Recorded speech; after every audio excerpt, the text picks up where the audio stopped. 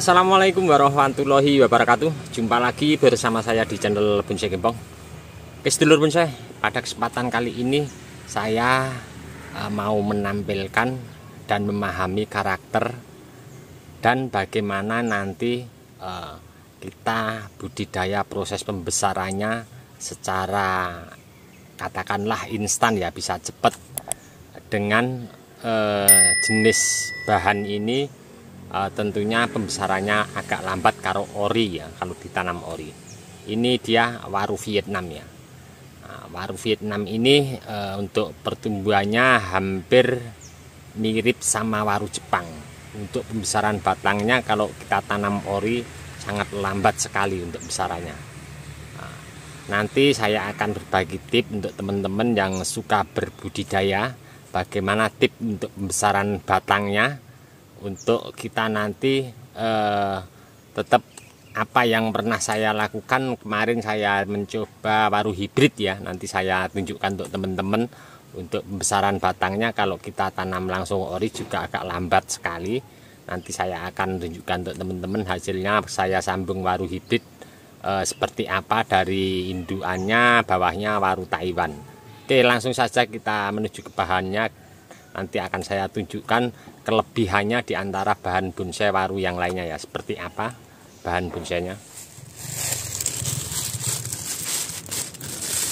Nah, ini dia ya.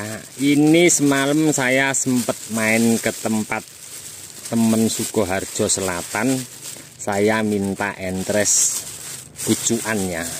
Nah, kita lihat hampir mirip dengan waru Jepang ya, tekstur untuk daunnya. Cuman kalau waru Jepang sedikit agak bulat, tapi hampir mirip menyerupai ya untuk karakter, untuk bentuk daunnya. Nah, untuk urat pada daun terlihat seperti ini. Terus ini tebel ya, tebel. Yang saya sukai ini warna hijaunya mengkilat sekali ya, mengkilap seperti dolar mangkok mikro. Untuk batangnya, kalau batang tua bersih seperti India. Nah, seperti ini untuk entres pucuknya. Saya ambilkan contoh. Ini ada beberapa, nanti saya mau budidaya memperbanyak untuk bahan ini dengan cara sambung sisip. Ya, saya mau memanfaatkan indukan yang ada di lahan. Sebenarnya indukan seperti ini bagusnya lebih cepatnya, lebih nanti kedepannya pertumbuhannya cepat. Sebenarnya kita sambung sisip di sini ya, kita setel, kita hilangkan semua daun, kita potong cabang-cabang, kemudian kita sambung sisip di lahan ini. Setelah itu kita tutup pakai paranet full, bisa rangkep 3 atau 2 di atasnya. Nah, berhubung saya paranet enggak ada, ini terpaksa saya lakukan penyetelan awal, kemudian ini saya lakukan penyikatan batang utama nyampe cabang ke cabang-cabang yang saya setel.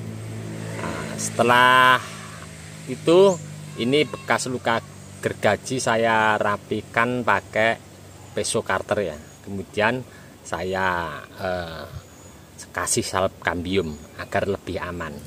Nah, berhubung ini bahan dasarnya tinggi sekali, makanya saya lakukan dongkel nyampe di bawah ya, nyampe di bawah akarnya bisa banyak. Karena bahannya tinggi, cabangnya banyak, kita harus persiapkan akar di bawah juga banyak, agar nanti asupan nutrisinya lebih bisa maksimal ya, mengejar, karena ini tinggi sekali.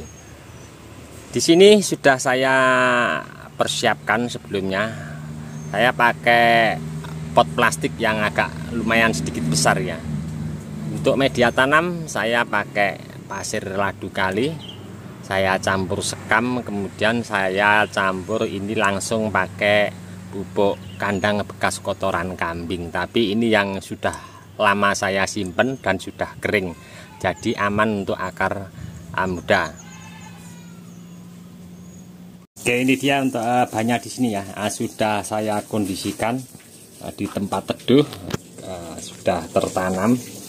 Ini saya mau mencoba untuk proses sambung sisip ya. Oke, sebelum kita melakukan sambung sisip, saya akan pilih beberapa sambung bujuk yang sehat.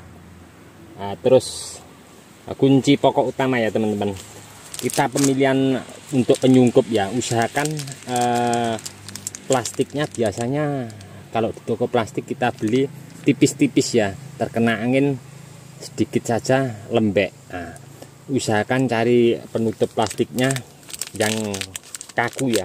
Nah, seperti ini saya akan berikan contoh ya teman-teman. Biasanya variatif banyak sekali ya pilihannya untuk plastik penyungkupnya. Ini sangat tebal sekali ya untuk penyungkup plastiknya, kaku. Jadi kalau terkena angin akan lebih aman. Tetap kita nanti antisipasi pakai pengaman ya, kawat, atau kita bisa pakai alat yang lainnya. Kita usahakan semaksimal mungkin jangan nyampe terkena angin. Biasanya kalau yang lembek, terlalu lembek, gampang melipet ya terkena angin. Oke, saya akan coba untuk ini bahannya saya pilih.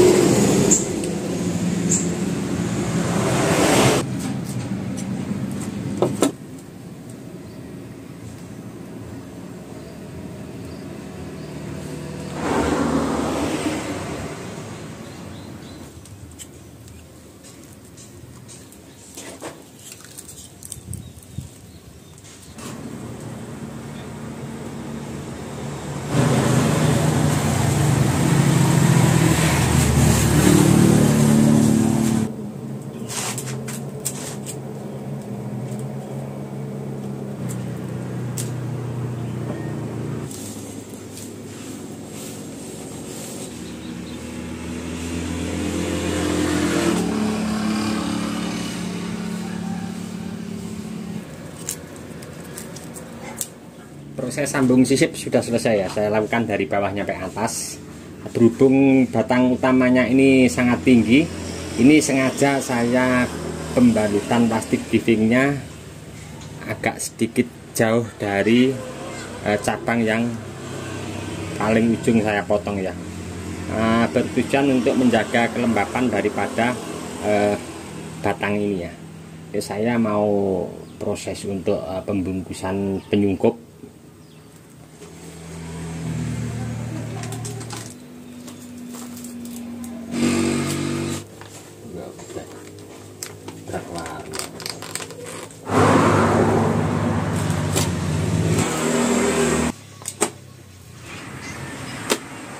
Alhamdulillah selesai ya. Kali ini sudah saya lakukan sambung sisip untuk mempercepat pembesaran batang pada bahan bonsai. Untuk jenis ini katanya waru Vietnam.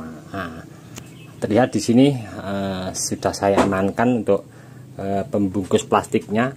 Saya ikat, saya tarik pakai sederhana tali rapiah, saya naikkan ke atas sama batang utamanya.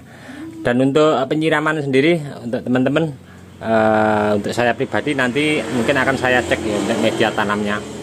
Tentunya ini di tempat teduh akan awet untuk airnya.